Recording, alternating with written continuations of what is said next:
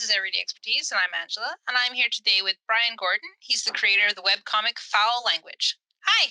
Hello. So, how did you get started in cartooning? Well, at the age of 6, I decided I would be a cartoonist after watching an interview with Charles Schultz, the creator of Peanuts, and it seemed like a fun job. And so around age 6, when everybody else was deciding to be princesses and astronauts and firemen and cowboys and whatever, I decided I'd be a cartoonist. And yeah, and I've just been kind of plugging away ever since. How did you get started with making your webcomic?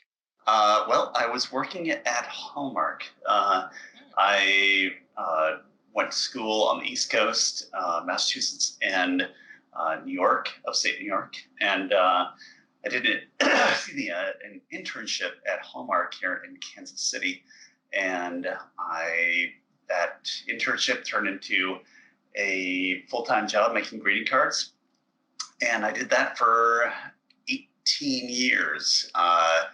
And about 15 years into that, I was just kind of experiencing some burnout. And so I was like, I should do something just for myself. So I had 2 kids at home. So I decided, I think maybe I started when I had just the one, but and I started writing about my kids and just my own stuff. And that ended up being Fowl Language. And when I got laid off 3 years later, I didn't have anything else going. So I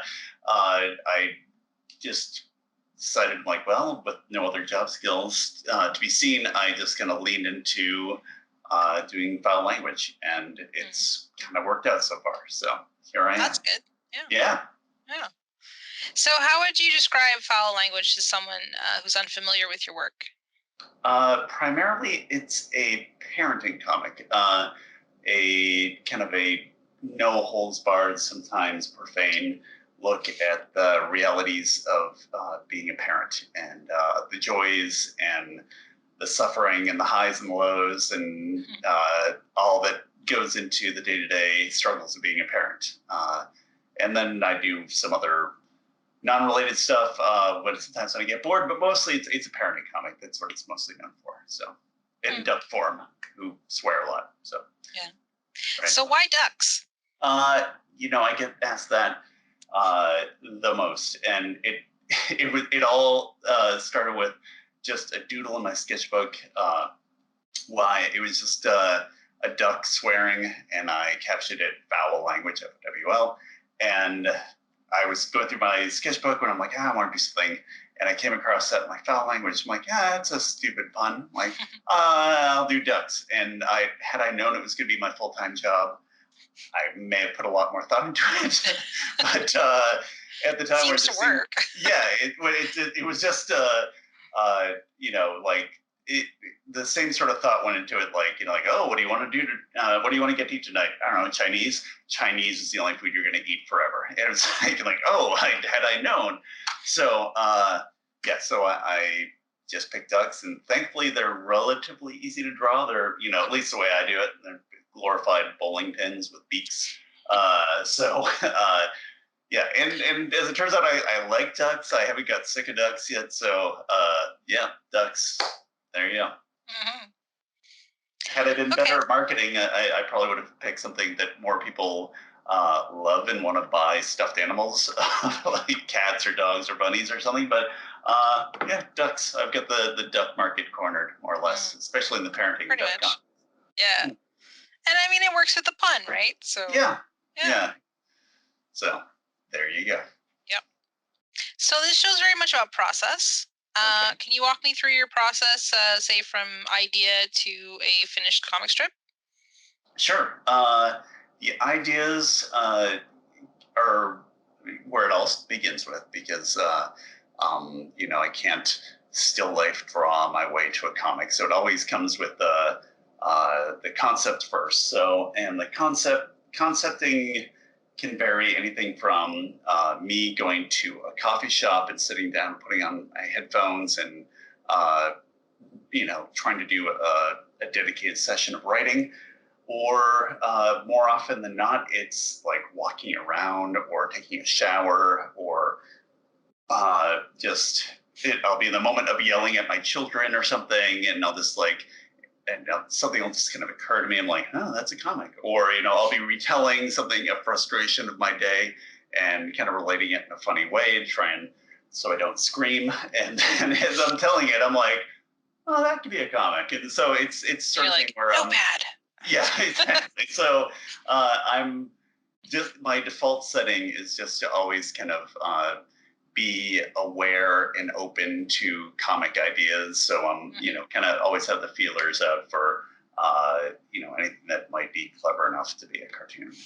Once I have that, then there's times where I'll like write it, like if I'm in a coffee shop and I might have like, okay, I'll write it all out. If it's like a 4-panel cartoon, I'll try and pace it out.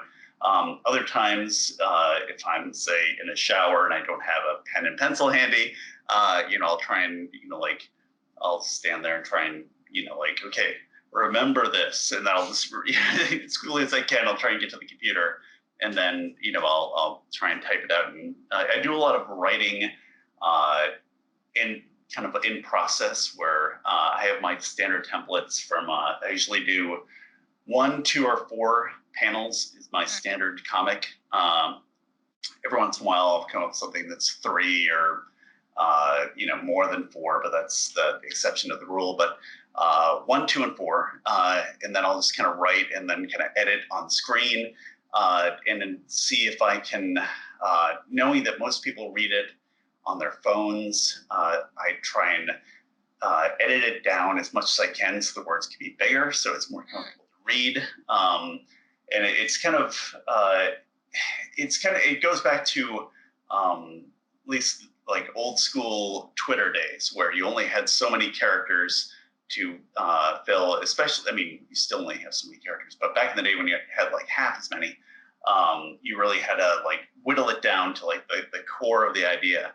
And so in the same sort of philosophy goes with comics, where I know that, no one is reading my stuff with a gun to their head. So if somebody comes, like scrolls through on their phone, they're absentmindedly like passing the time on the couch and they get to a big block of text, I'm like, or they start reading and it just seems a little too wordy or whatever, they're just going to skim on by. So I try and make it as like easily consumable as I can while still trying not to sacrifice the humor.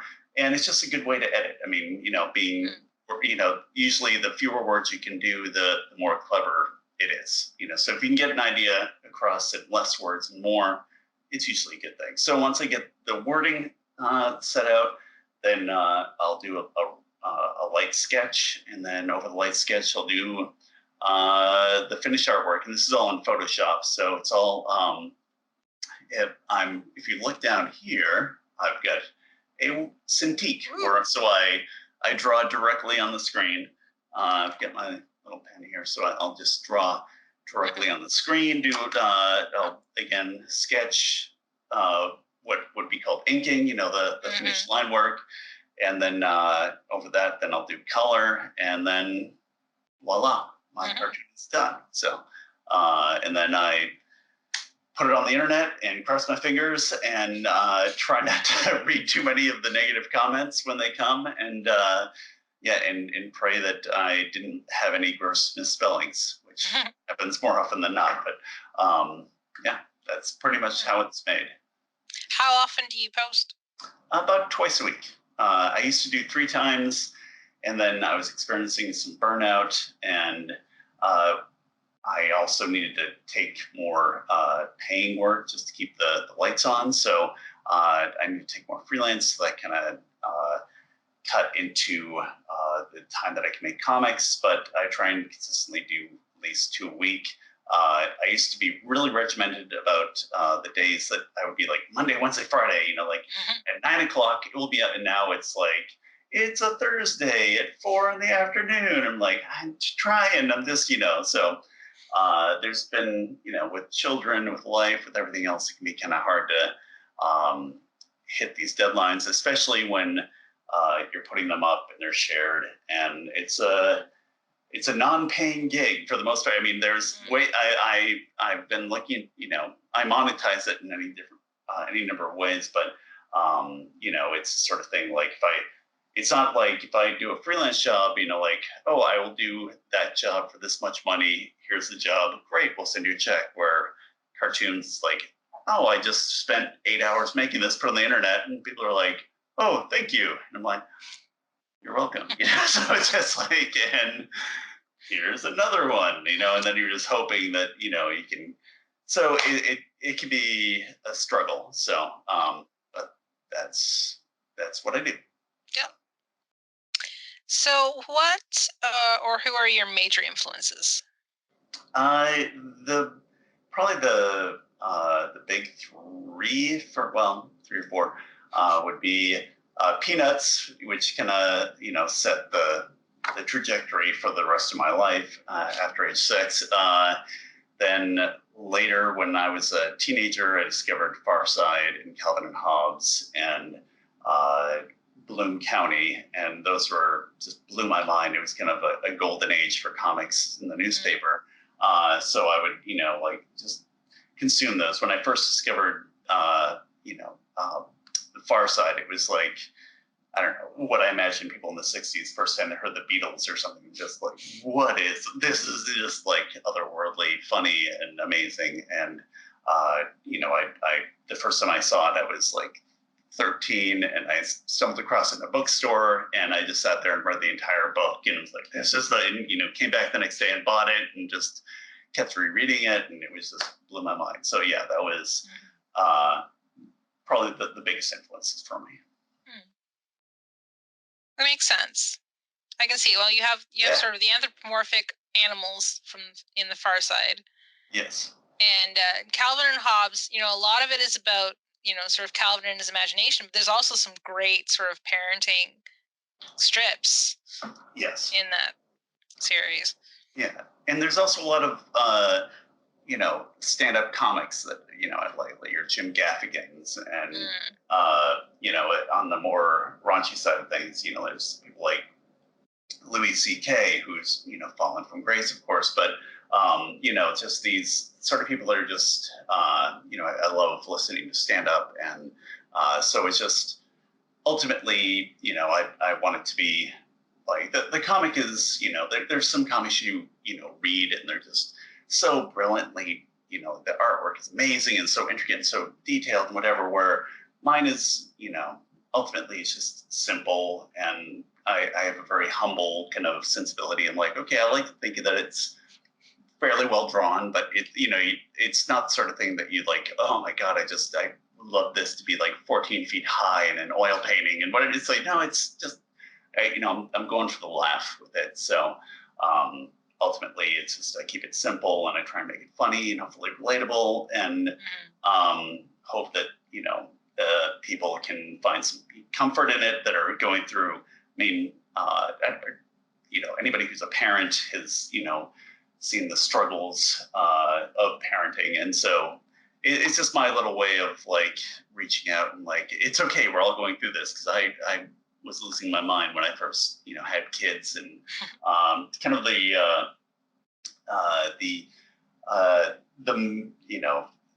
and I hate to even equate it to it, but like the kind of a male um, post, like baby sort of depression, crazy, where I was just like, we're sleepless or whatever. I was just like, I suck at this. I was like, this is horrible. I'm not finding any joy in this. I'm like, just like I've made a mistake and there's no worse parent in the world, like blah, blah, blah. So it was going through all that sort of like self torture that, so having known the low lows, for me, it's nice to be able to do these comics and let people know that, like, yeah, you're not the only one going through this, and kind of writing the sort of thing that I wish I had stumbled across when I was going through the same, like horrible lows. And there's still lots of lows, so which sucks, but it's also gives me stuff to write about. So it's a nice outlet. And keeps me out of therapy somewhat.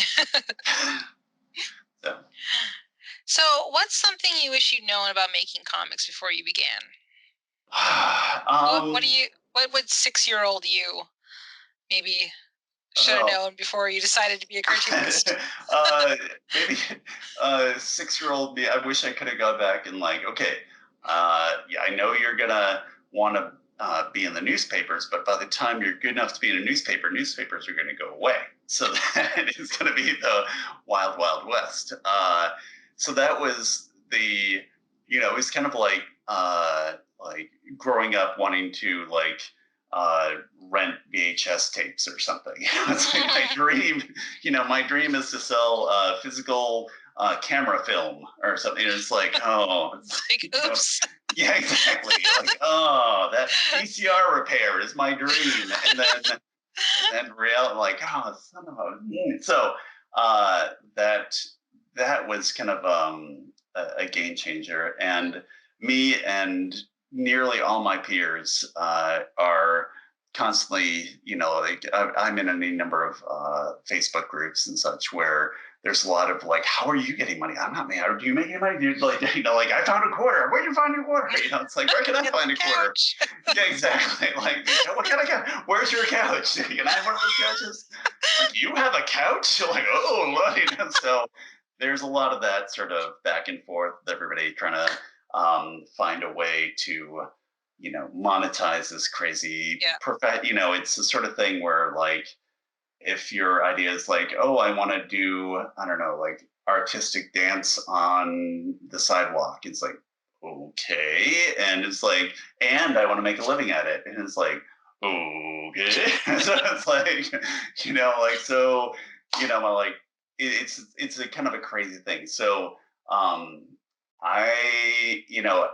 don't know. I wish I wish Brian from 10 years from now could come back and like, okay, this is what you got to do, because it's a daily struggle. In the market just keeps changing, and social media keeps changing. Like Facebook and Instagram, like, oh great, we got it, and then Facebook and Instagram start throttling the hell out of all the creators. So you have to pay them to give them the content that they're making the ad revenue off of. And then it's like, that doesn't seem fair. And so it's like, but they've, enveloped everything. So it's kind of like, oh, well, start your own Facebook if you don't like it. So it's like, yeah. So, that's kind of and then eventually, Facebook and Instagram will go away, as all things do, and the new thing will come, and that'll seem great, and then that'll change, and yeah, it's just that's just the way it is. So it's tricky. So now I'm currently looking into ways to, again, I keep throwing it out in such a corporate word, but monetize what I'm doing, through like, I make books, but you don't make a whole lot of, money selling books. And it's like, I sell merch, but you only make a small percentage on merch. So it's like, I'm trying to, get it turned into a cartoon, like an animated cartoon. And yet that's like, I'm also buying lottery tickets, so it's such a crapshoot. So it's like, it's like, I'm digging my backyard. Maybe I'll find gold, it's like, I'm like, okay. So there's a lot of, things that I'm doing that, I don't know. Had I gone back, it's one of the sort of things where I joke where, that if I was so focused, laser focused on being a cartoonist, that I ignored any and all other subject matter. Like, like, you should learn math, Brian. Like, I don't need math. My cartoonists don't do math. It's like, you should learn how to, I don't know, write something beyond a word bubble. Like, cartoonist, like that's like, so, and so I was so laser focused on that, like, you should learn how to type. Like, typing, when is in the future people aren't going to be typing, like, so yeah. So well, it's true, they're not really typing. Yeah, exactly. Now it's like this. Yeah, exactly. So it's but it was the sort of thing that on one hand, like, again, like having, if I had known what I know now, like how hard it was, I may have chickened out. I may have like, oh, well, I'll just become an accountant or something. I'll as a side gig, and that would have been so much easier to do. And yet, if I had like an escape hatch that, I don't know, I may have given up. I may have like, okay, I'm making this much, but I could be making this much. And, well, this is ultimately, this is more fun, even though I'm not making as much money as if I were doing, a more respectable job. But I'm just doing this. So, yeah. So here I am. Long-winded answer. I'm sorry. No, there are no too long answers to anything. Oh, just you wait. This interview is not over yet. All right. How do you integrate your comics work into your daily life? It's so intertwined that the my cartoon is largely based on the real world and what's going on around me. Sometimes people ask me if my cartoon is all based on my actual kids, and about 95% of the time, it is directly what I'm doing and what my kids are doing to me. About 5% of it is I'll talk to friends and they'll relate a funny anecdote. I'm like, oh, mind if I use that? Okay. So, but it's mostly that. And I recently remarried and I have two new stepkids. So on one hand, it's more subject matter and it's more aggravation naturally. But the the funny thing is, like, the way my kids have been, I've been doing this for 5, 6 years, whatever it's been now. And my kids are young. They're 8 and 11. So I've been doing this comic for as long as they can remember, mostly. So I joke that it's like I raised them in a cult, like where just like, okay, welcome to Earth. Here's what's going to happen. You're going to do stupid things. I'm going to draw you as a duck and then tell millions of people about the stupid things you're doing. Like, okay, that makes sense. Like that's how people live. I'm like, okay, that's like, so welcome to our weird little duck cult. And now I've got these two new kids who have been raised like normal children, and and so I'm like, okay, I'm about to draw you as a duck and tell the world all the stupid things you're doing, and they're all like, whoa, time. They're not ready to join. Yeah, exactly. Wait, so that stupid thing I just did in the bathroom, I'm like, yeah, I'm just going to tell a million people about it, right? In duck form, but they're understandably a little hesitant to be. So I'm treading lightly and incorporating them into my comics, but hopefully they'll there's a trust building going on and whatever. And my goal is at least with like my two my first two children, they've come to love it, and the only time they really get upset is when the other kid is in the comic more than they are, and they get jealous, like, hey, I do stupid stuff too, and I'm like, all right, I just like,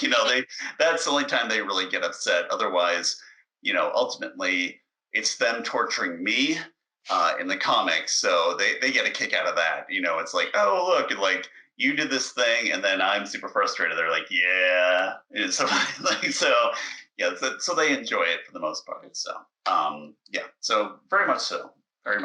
Life. So you can do this until they get to that teenage years when they're like, no more.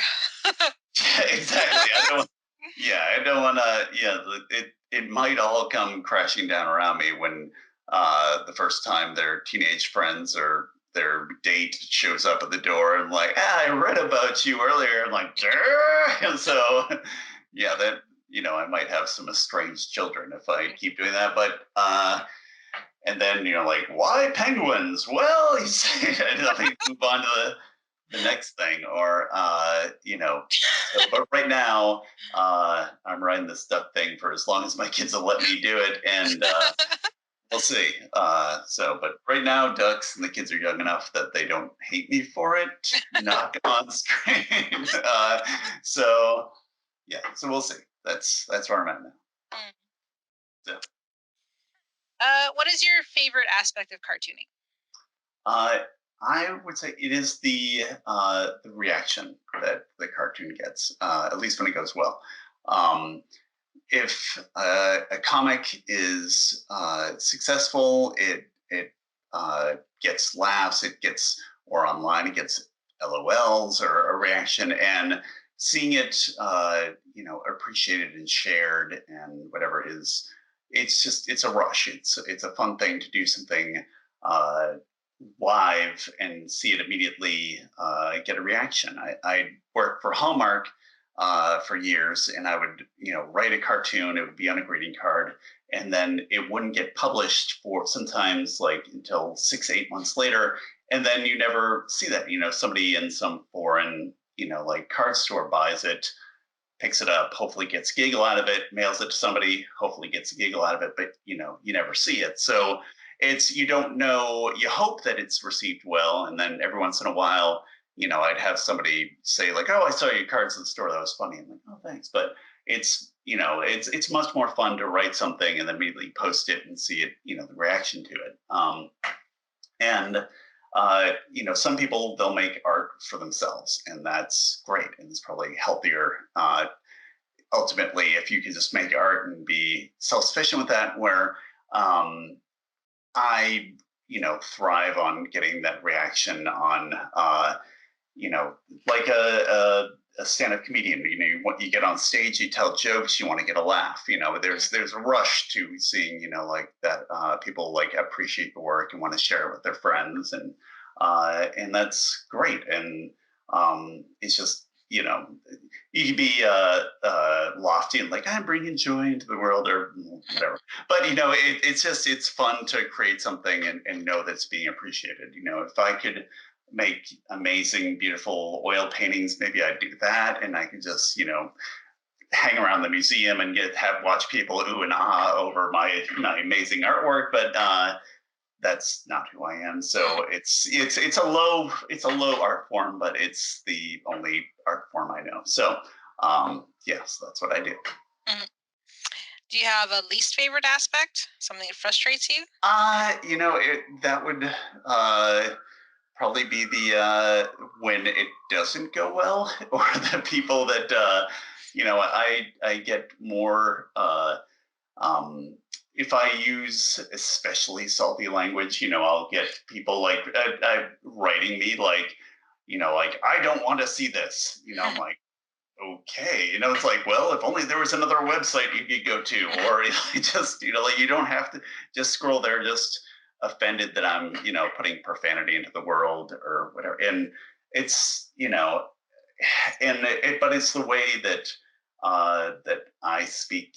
I try and with my comic, I think a lot of people have, especially older people, have kind of a preconceived notion that they grew up with newspapers, and newspapers are, have to be very, very clean. So they're in it to read, I don't know, Ziggy or something really safe, and Family Circus or something, and they see, oh, it's a cute cartoon, I'm going to read this, and all of a sudden they stumble across an F bomb and they're knocked out of their chair or something, because evidently they weren't used to seeing that in day-to-day life or so. So I'm like, I try not to be crude for crude's sake, but every once in a while, if I feel really pet, and like every once in a while, I'm like, a well-placed F bomb would really make this cartoon zing, and it's nice to have the latitude to do that, especially after 18 years at Hallmark, where there was no F bombs to be had. So it's kind of at first when I started the cartoon, it I think I skewed a lot more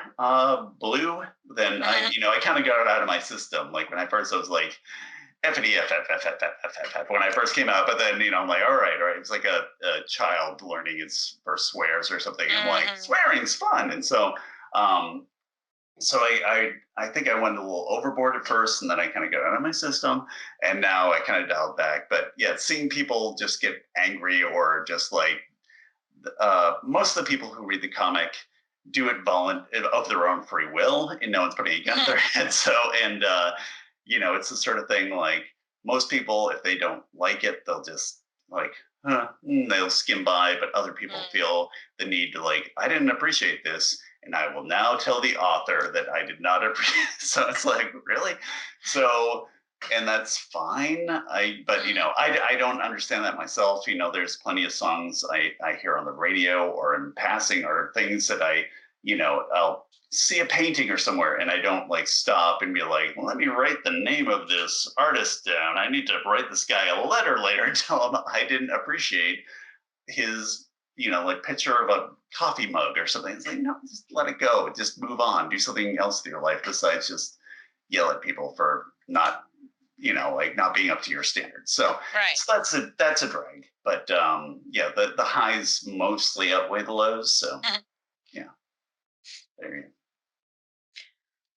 Makes sense. So how do you cope with stress and obstacles when things aren't going right? Medication. That's there's some truth to that, but it's the sort of thing that um, I just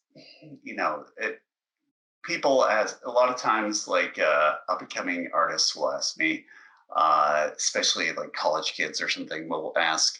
Um, well, what do you do when you don't have an idea? And or if you don't feel like making art? And I'm like, I'm like, what do you do if you work at Starbucks and you don't feel like pouring coffee? It's like, I don't know, you just do it. Maybe you don't have your best day at work, or maybe you don't, you know, maybe wear some sort of frown all day, or maybe you just you phone it in that day with the hopes that the next day you come back and do a better job. Or there's times where I'm like, I can't tell you how many times that I've done a cartoon and I'm like, okay, I'm having a bad day, but I need to do something, so I'm just gonna and I'll just poop something out, and I'm like, yeah, whatever. I'm like, sorry, world, this is the best I got. And then all of a sudden, like, everyone's like, this is your best work ever, and I'm like, really? I almost didn't post that. They're like, bravo, bravo, new way. And then there's other days where I'm like, like I am about to unleash my masterpiece, and I'll put it out, and people are like, I mean, I get it, but so I mean, it's a real crapshoot. So, yeah, it's the sort of thing where I'm like, I wish I knew. Like sometimes I have an inkling that something's going to go well, but I'm as surprised as often as I'm not about what resonates and what doesn't. So, it's the sort of thing where again, it's like buying a scratch ticket or a lottery. It's like, I don't know, this one could win, this one might not. You just give it a whirl, and yeah, you just kind of keep on plugging along. And I've grown in a thick skin for the most part, where when I first started and people would say really nasty things, it would kind of set me on my heels, and I'm like, oh God, I'm like, the red, like the snake liver 327 thinks I suck, and like, what, like whatever. It's like, yeah, whatever. Read a different comic, but now it's the sort of thing, or someone will send me a hate letter, and I'm like, ooh, I got to share this with everybody. I'm like, look, so I just like, I'm like, this guy's crazy, like, and then I was gonna. So I take it less personally now. It's the sort of thing where like to do anything creative, you have to at least in like my experience, like you have to kind of, if you take the people who love your work too seriously, you'll never grow, because you'll just think you're oh, like, well, I've got it all figured out, so I can coast from here. Or if you take the people who don't like your work too seriously, then you would stop immediately. Especially when you're first learning, I mean, you're gonna stink, and people might tell you that, and and you have to weed through the criticism, and like find the constructive criticism, and ignore the people that just want to tell you to stop. And like when I first started, my my first professional assessment of my work was this woman looked through my portfolio, and she was supposed to give me. She was being paid to offer me and a number of other people advice. We went to this little seminar thing, and she's still out there today. I won't name her here, but and she offers like a service where she helps people. And she looked through the portfolio, and she just started flipping the pages really fast. And her assessment to me was like, "So how old are you?" And I'm like, "Oh, I'm 22 or whatever." And she's like, "Well, you're still young, so there's plenty of time to do something else." All right. who else has a portfolio? And she's like, and I was like, that was my, like how to shut. And I had already graduated college. This was my planned path. And she just said, just stop making art. That was her constructive criticism for me. And so, but even at that point, it was so ludicrous. It was so like that I found it hilarious. And I've since retold that story 10,000 times and because it's like, oh my God, this is like, my first professional artist critique was just stop, do anything but this. And I was like, and this is where it, not having any other skills. Like if I was like secretly a brain surgeon or something, like, well, back to brain surgery, shucks, I'm gonna go build another rocket or split an atom or something. But that wasn't an option for me. It wasn't like I could, like go back to being a hedge fund manager or something. But it was like, no, it's this, or I don't know, I'll starve to death. And so this is the better of those two options. So well, there are always people like that, and those are the people you should listen to the least. Yes, sadly. Yeah, that's there's always going to be people hating on whatever you do. I mean, I'm sure there's people that are digging ditches, and somebody's like, oh, way to dig a ditch, whatever. So I mean, there's where like, so you just have to try and listen to, but again, there's a lot of people who will come to me and, up and coming, baby artists coming up, and they're like, what do you think? And I'm like, oh, well, you get some good things going on here, but, you might want to think about, and I can see them like kind of rolling their eyes back in their head. And I'm like, oh, you just want validation. You don't actually want any sort of like, okay, bravo, you're perfect, whatever. Like, there you go. And then they're fine. They leave. And I'm like, okay, I'm like, I was going to give you some valuable advice, but, like, whatever, so it's sort of thing where you have to be open to, learning, but, keep your chin up and blah, blah, blah. So, at least that's my point. Yeah. So, speaking of advice, we've given out, I think, quite a bit already, but do you have any more advice for people who are starting out? Gosh, I think, having an idea of where you want to be, or who you aspire to become is always helpful. Whether, you want to be a singer or a cartoonist or a painter or an amazing architect or whatever your wild aspirations might be, and then try and find out what they did, or even reach out to people in your field and try and like they're, unless you're some avant-garde genius who's gonna create a whole new field or path or whatever, there's probably somebody who's done something relatively close to what you aspire to be, and they reach out to those people. I've made a lot of friends who are fellow web cartoonists who I just, some of my closest friends now are people who I just wrote fan letters to back in the day. And it would just kind of strike up a conversation like, I love what you do, and this is what I do. And, like, I want to be where you are. And then we start emailing back and forth, become kind of email pen pals. And then, we meet up and whatever. And now, they've, we all, especially if you're in a crazy profession like I am, where, like we all have to band together to try and figure out how to make this crazy living that we're all trying to make. So, just, keep an eye out. If you're just trying to forge it alone and figure it all out yourself, you're just,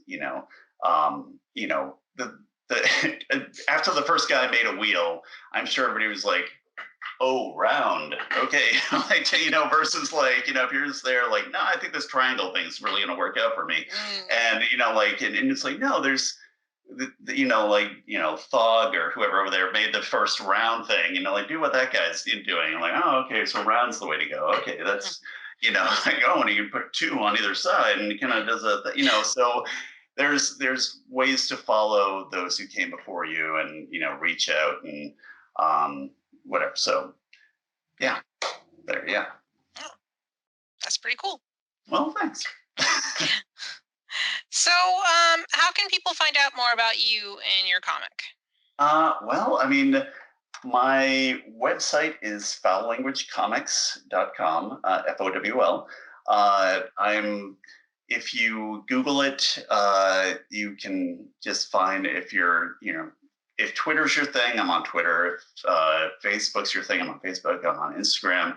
I am on Tumblr, although I've kind of shied away from there because I was kind of spinning my wheels over there, and then Tumblr got weird with some stuff. So that's kind of fallen from grace. So Instagram, Twitter, and Instagram, Twitter, and Facebook are kind of the big three social media things that I focus on. I've done some other ones, but they just seemed like a waste of time for me, and the audience was too young, or just wasn't interested, or it's I was on some other. I'm trying to think of the name of it now. It's been a while. But I've done some other media stuff where I was like, oh, I'll post it over here. And then, but the audience were all like, 16-year-old kids. And they're like, and I'm all like, oh, having babies, right? And maybe a couple of them are like, yeah, but the vast majority of them are, like, I'm kind of a baby myself. So what do you, so it's like, oh, wait, this isn't for you. Or, I've had people, like I got this, my Amazon book reviews. I remember one of the more scathing ones where I got on there where it's just like, this just isn't funny. I don't get it. I don't get it. This isn't funny to me. Maybe you need to have kids to it's like, well, maybe. Yeah, exactly. It's like if you pick up like photographs of cats. Well, I hate cats, but I'm gonna buy this book. And it's like, wait, it's all cats? It's like but there's not a single dog in this cat book. That's what you're telling me. It's like, yeah, it's like, oh, 1 star, no dogs. It's like, yeah, no, that's that. Yeah, it's the sort of thing where I try and go, like lazily as I might be. It's lazily where I don't know. As late, see if I knew more words, me talk better. But It's a word. It's a word. Yeah, lazily. Yeah, Yeah.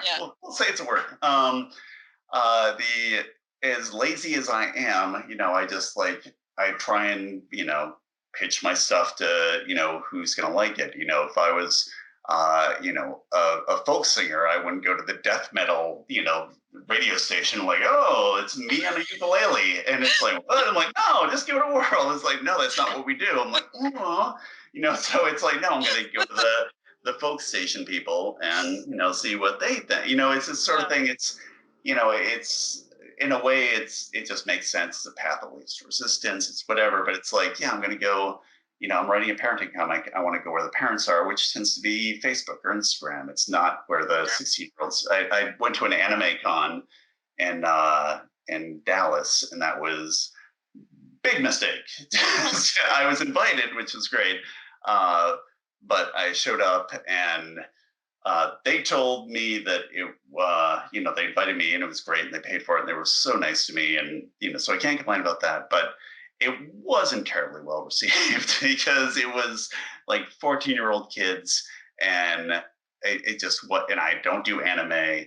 And so it was just like, it just strike.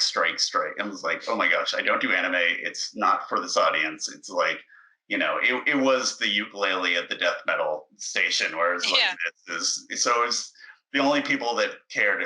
Everyone's the chaperones of like the 9-year-olds that were there. Like, oh, I know. Yeah, you do that duck thing. I'm like, oh, I've seen this. I'm like, so I sold like 3 books over the weekend, to the moms of the people bringing their 9-year-olds to buy anime stuff, and while they're bored with their kids doing whatever, they'd kind of like, oh, it's that duck thing. I'm like, yeah, give me one of those. So, which is no way to make a living. So, anyways, sorry. Anyway, you wanted a longer answer there. Here's my long-winded answer. Oh, no, all of it's good. And we'll have links to all of those places, all the good places anyway, at the in the description of this video. Yeah, I can give the links to some better cartoons if it'll help. No. I know some really good ones. No, I get it. Anyways, right. there we go. So thank you, Brian. Thank you. Everybody for watching. This has been Everyday Expertise. I'm Angela. Bye. I'm Brian. Bye. Thanks for watching. We hope you enjoyed this interview. Be sure to share this video with friends and colleagues who may also enjoy this topic. Let us know your thoughts by leaving a comment below or check the description for our social media. See you next time.